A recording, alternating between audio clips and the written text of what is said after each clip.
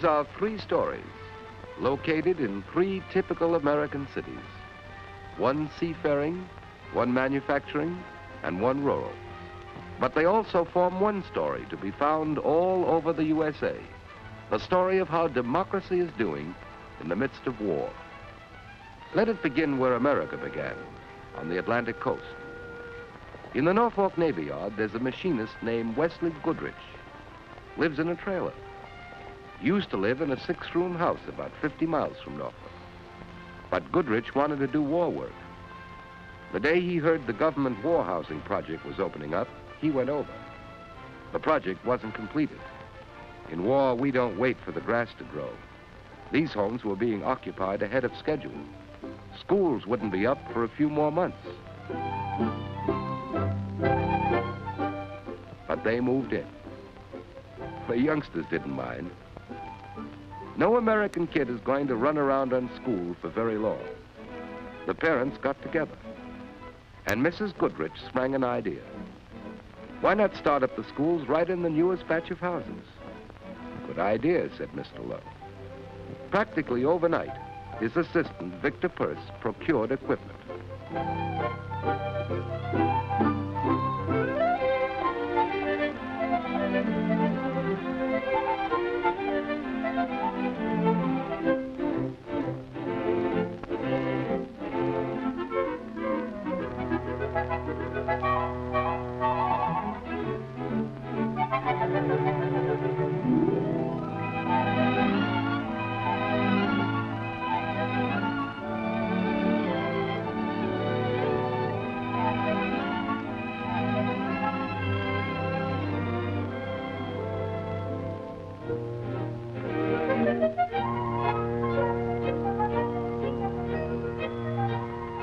Norfolk's married and retired teachers came to work.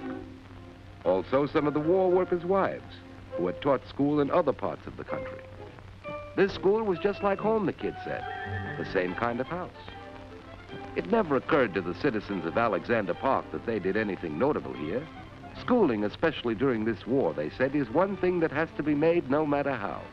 Like their pioneer American forebears on this coast, they knew how to get together and make out with the materials at hand. Their war settlement even looks a little like our earliest American settlements, like the first kind of American place. And here's the latest kind of American place. Detroit, the latest, the newest, the most automatic. 40,000 new people in Willow Run. More thousands coming. Alan Kuhn, electrician on motor assembly. Phyllis Harris, a farm girl from downstate.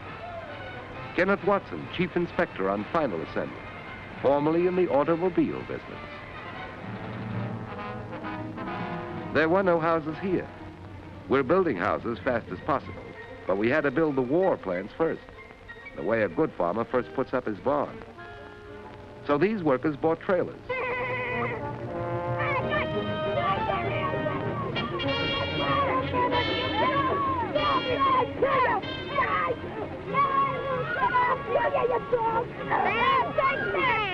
Watson can never get used to his turn on night shift.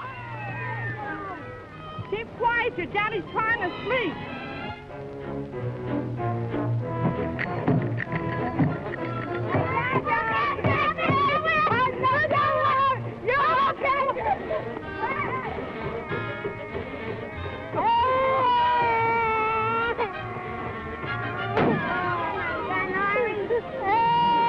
Watson said, "Can't you keep those kids quiet?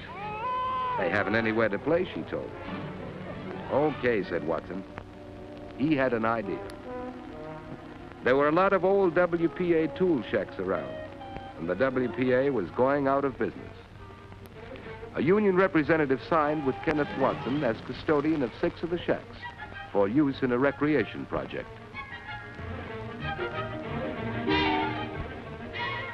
One of the boys, a graduate of the University of Michigan, borrowed some trucks from Ann Arbor.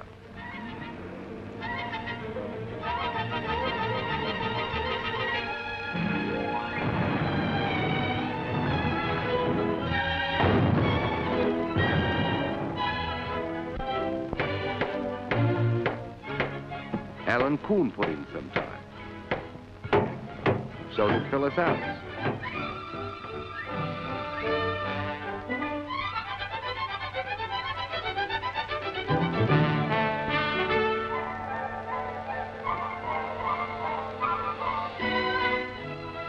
In no time at all, the place was built.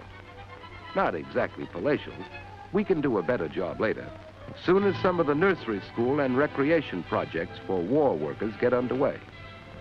In the meantime, the people at the bomber camp set up their own day nursery. And in the evening, there was a place to gather. Bill Povmeyer and Mrs. Ballard, Phyllis Harris and Willard Martinson, the Coons and the Whites. These war workers, too, in the new world of Willow Run, followed the old American tune for getting things done. Join hands and go to it. It's a tune that goes all over the USA, from the city back into the country. West, where the rails follow the ox trail of the pioneer Mormon migration into the fertile valley. At Ogden, the rails branch off for Los Angeles, San Francisco, Seattle. To this junction, the war brought Air Force warehouses, vast naval supply depots, acres of arsenals, and one of the biggest Army supply depots in the world. There simply weren't enough people to man all these new enterprises. The Army yards became clogged with unloaded cars, urgent cargo, food, clothing, tools of war. It couldn't wait. General Talbot sent Colonel Grice to make one more attempt to find help. There was Cache Valley, richly populated. No idle hands here, though. Farmers, teachers, storekeepers, all busy. Nevertheless, Colonel Grice and Jack Shelby of the United States Employment Service met with the mayor and town leaders. Also the deans of the State Agricultural College in Logan. And they formed a plan. The Sundays of the people of the valley were like Sundays all over America.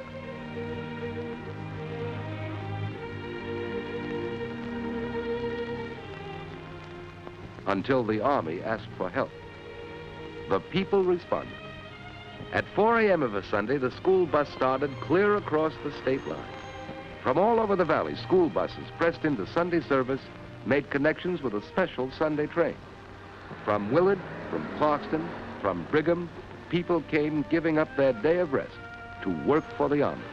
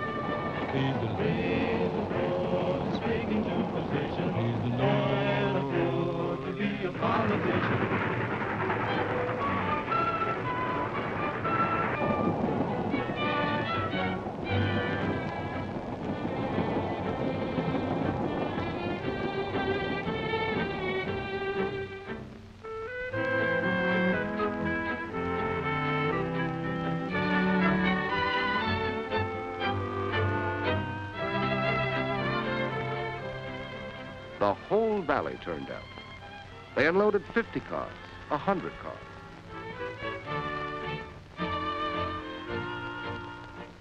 They stacked 1,000 boats. Russ Stoker, college boxing champ.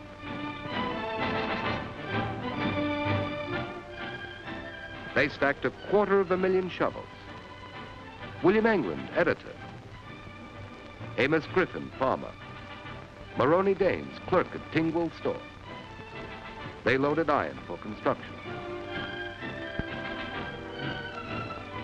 H.C. Davis, math teacher.